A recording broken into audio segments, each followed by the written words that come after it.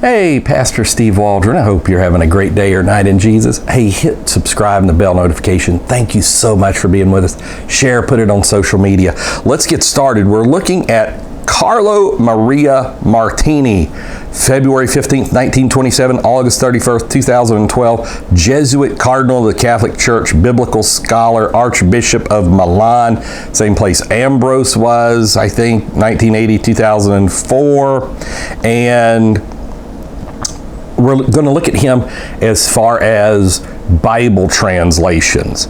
So he was a towering intellectual figure of the Roman Catholic Church. Martini was a liberal contender for the papacy in 2005 conclave following the death of Pope John Paul II.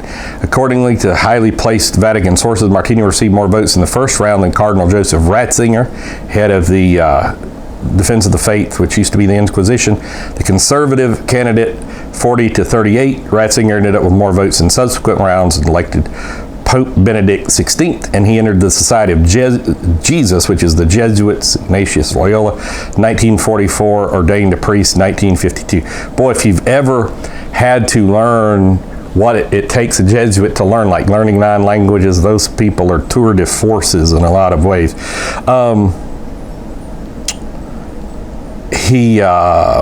Where was I at? I had something here that he was in Jerusalem. Where did I see this?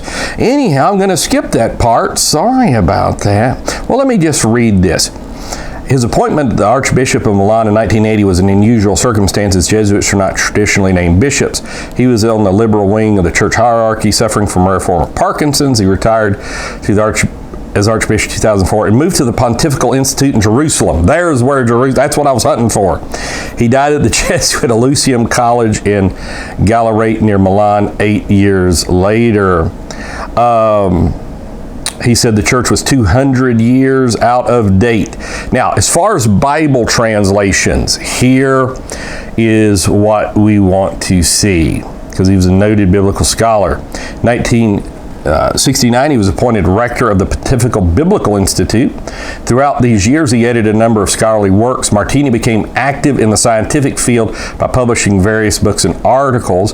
Furthermore, he received the honor of being the only Catholic member of the ecumenical committee that prepared the new Greek edition of the New Testament, the Novum Testamentum Graecii.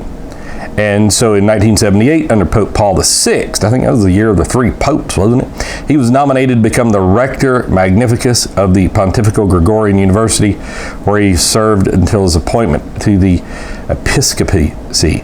So he was involved in the Novum Testamentum Graecii. This goes back to, I think it was 1943, somewhere in that area, 41, 43, where the Catholic Church said, okay, you know, we've been saying the Vulgate's right all these millennia, you know, many centuries, millennia, almost 2 millennia. And now we're saying we can use modern Bible versions. And so they got Cardinal Martini as one of, you know, I think the Allens were on there, going all the way back to Tischendorf kind of started all this, and maybe even before Tischendorf. But so he played a huge role in Bible translation, especially modern Bible translations. I was going to go here to AV Publications New Version Pitfalls, and it's just got a thing. This is Gail Ripplinger. It says Jesuit Cardinal Carlo Maria Martini, editor of the Greek text, which is used by the NIV, NASB, and most New Version translators, writes in his recent book that man can be divine. But he was considered a liberal. But notice, so he's a liberal, but he thought it was okay to be a textual critic as well, and to even come up with the underlying textual basis to, I don't know, I've got ESVs right here. Here's an NIV right here. Here's a CSB. All of these are going to have as their textual basis the what Cardinal Martini worked on. And again, he was considered, we've already read, even among Catholics, he was considered a liberal person. And so just thought you might want to be aware of that, because usually bad trees can't produce good fruit, according to Jesus. So God bless you. Just fall in love with the Word. Talk with you later. Thanks for being here with us. Check out our other videos and put it on social media. Share. Join us daily. Thanks. God bless. Bye.